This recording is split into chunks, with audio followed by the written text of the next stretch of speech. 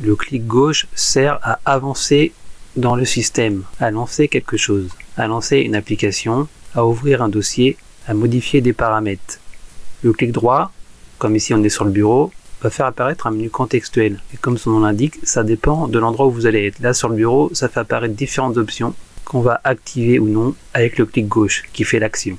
Donc là, clic gauche, j'ouvre le bloc-notes. Si je fais un clic droit dans le bloc-notes, ça va me donner différentes possibilités qui sont différentes de celles qu'on est sur le bureau. C'est vraiment important là où se situe le curseur de la souris. Ici, ça donne différentes options, copier-coller. Pourquoi elles sont en grisé? Parce que là, finalement, il n'y a rien à annuler ou à couper, ou à copier ou à coller. Si par exemple là je sélectionne tout le texte et pour le sélectionner c'est clic gauche, on maintient le clic gauche, on déplace le curseur, ça sélectionne, on fait un clic droit bien en étant sur le bleu. Là, le menu contextuel propose couper, copier ou supprimer. Si on fait copier, clic gauche un peu plus loin à la suite, éventuellement on appuie sur la touche espace pour mettre un espace, on rappuie, clic droit, coller. Donc là on ferme, ne pas enregistrer. Au passage, enregistrer sur le bureau est une très mauvaise habitude. Il faut absolument mettre ça dans un dossier sur le support de stockage qui est en général le C2, le disque dur local de la machine. On va essayer avec le navigateur internet Firefox msn.fr. Si on fait un clic droit alors qu'on est dans le navigateur internet Firefox et sur MSN, il ne va pas nous proposer les mêmes options comme vous pouvez le voir. Ici aussi,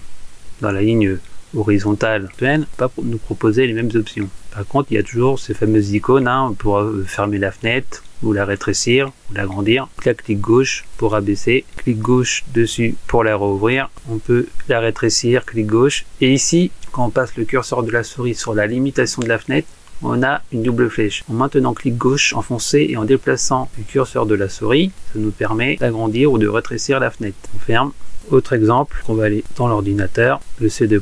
Ici, si on fait un clic droit, on a à peu près les mêmes options que sur le bureau. Et si on fait un clic droit sur le disque dur, on a différentes options.